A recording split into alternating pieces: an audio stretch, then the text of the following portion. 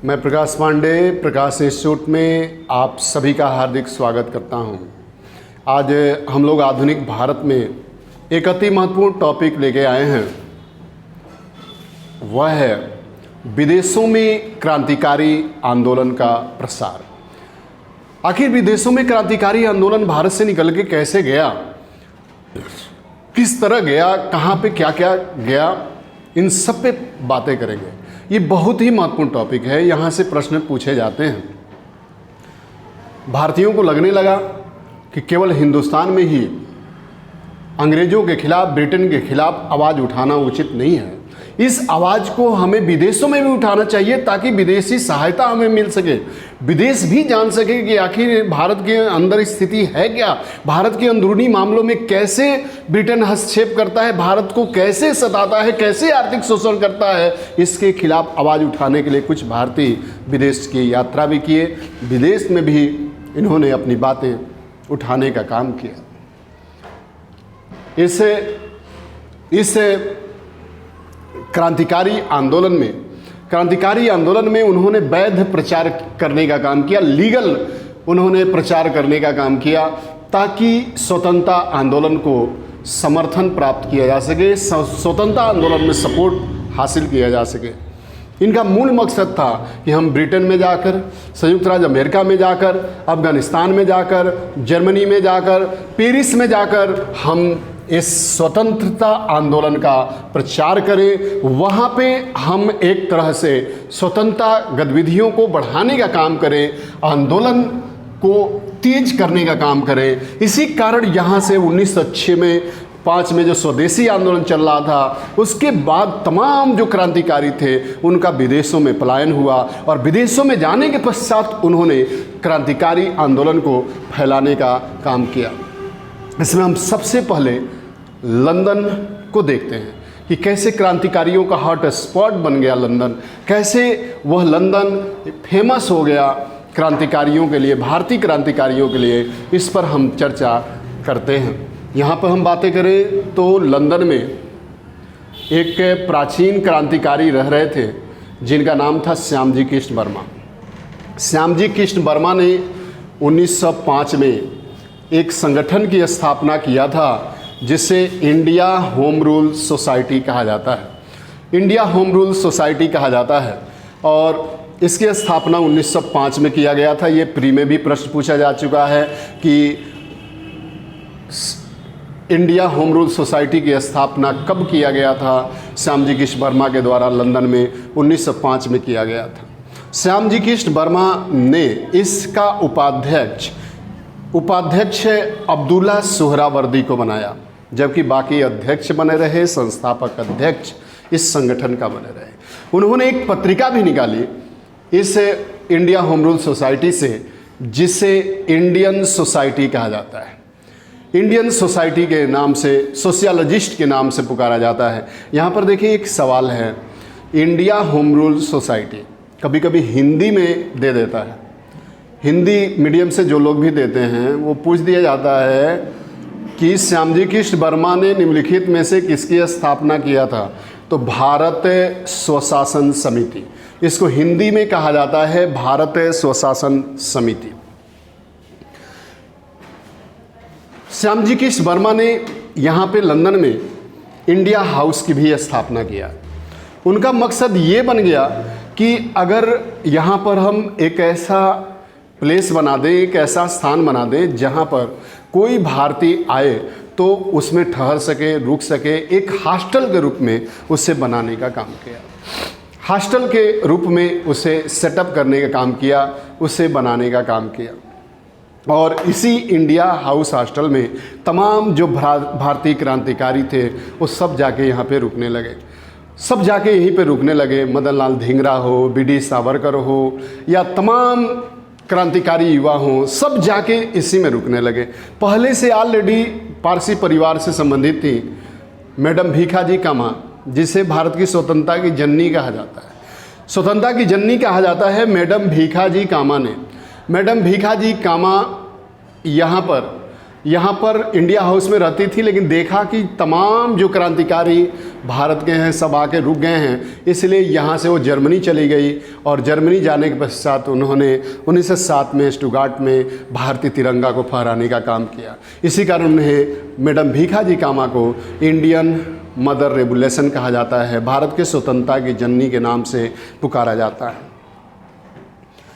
आगे हम बात कर ले, अब यहाँ पर इस इंडिया हाउस के अंदर बम, पिस्टल इत्यादि बनाने की शिक्षा दी जाने लगी।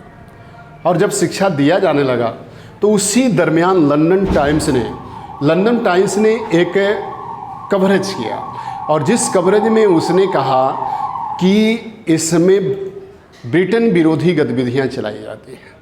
श्यामजी कृष्ण वर्मा पर आरोप लगाया गया कि वो जिस पत्तल में खाते हैं उसी पत्तल में छेद करते हैं, जिसके कारण श्यामजी कृष्ण वर्मा की काफ़ी आलोचना हुई। इसलिए उन्होंने लंदन छोड़ने का फैसला किया और लंदन छोड़कर श्यामजी कृष्ण वर्मा पेरिस चले गए।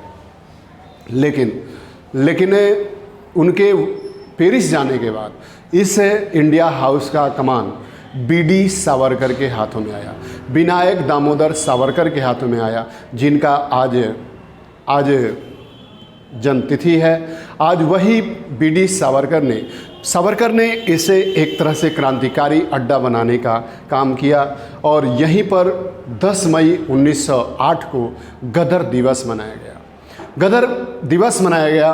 भारत का जो राजनीतिक सलाहकार था कर्जन वायली, उस कर्जन वायली की हत्या 1 जुलाई 1909 को मदन लाल धिंगरा के द्वारा कर दिया गया। कई बार यही पूछा जाता है कि किसने हत्या किया था कर्जन वायली की, जो भारत का राजनीतिक सलाहकार था, तो उसका एक लाइन में आंसर जाता है, और वो जाता है मदन लाल धिंगरा ने कर दिया।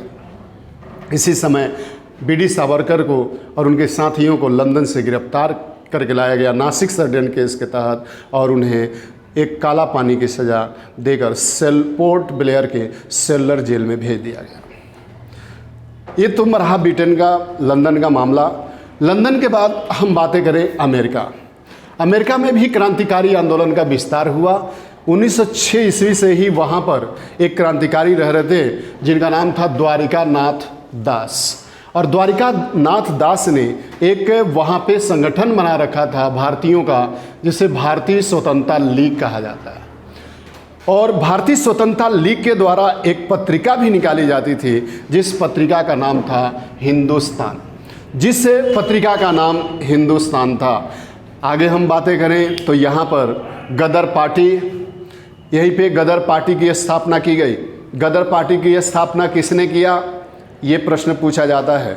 गदर पार्टी की स्थापना 1 नवंबर 1913 को सैन फ्रांसिस्को में लाला हरदयाल और सोहन सिंह भकना के द्वारा किया गया।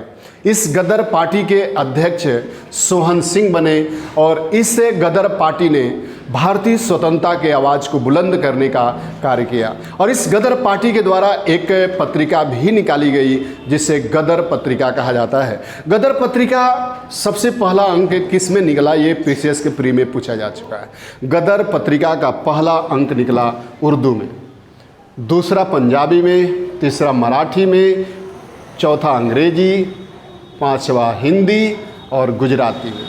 तो कई बार पूछ दिया जाता है कि गदर पत्रिका किस भाषा में नहीं निकलता था। तो अब यहाँ पर देखें, उर्दू, पंजाबी, मराठी, अंग्रेजी, हिंदी, गुजराती, एक पत्रिका पख्तून में भी निकलता था, पख्तूनी भाषा में भी निकलता था। इसके अतिरिक्त जो भी भाषा होगा उसमें गदर पत्रिका नहीं निकलेगा।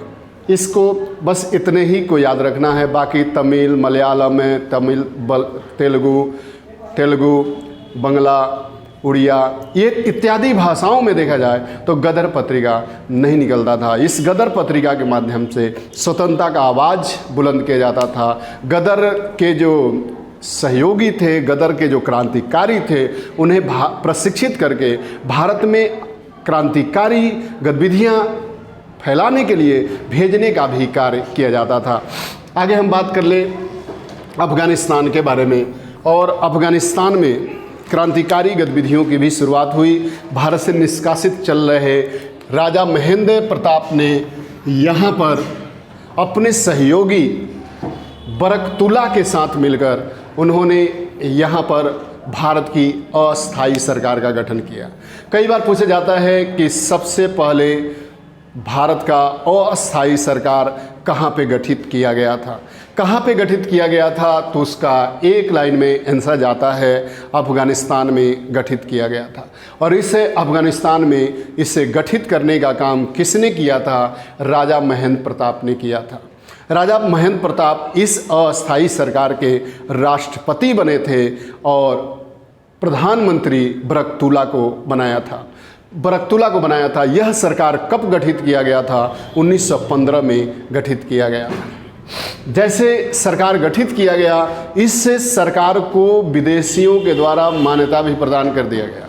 रूस, जर्मनी, इटली, चीन, तमाम देशों ने इस सरकार को मान्यता प्रदान कर दिया।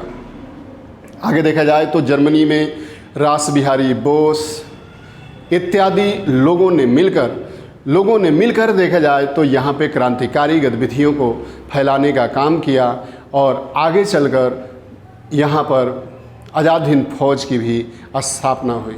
जापान में देखा जाए तो क्रांतिकारी गतिविधियाँ फैलाने का काम प्रथम विश्व युद्ध के समय हुआ, प्रथम विश्व युद्ध के बाद हुआ, द्वितीय विश्व युद्ध के समय हुआ, तो उस पर भी हम चर्चा नेक्स्ट वीडियो में करेंगे। ये वीडियो कैसा लगा इसे सब्सक्राइब करें, लाइक करें और शेयर करें। धन्यवाद। Thank you.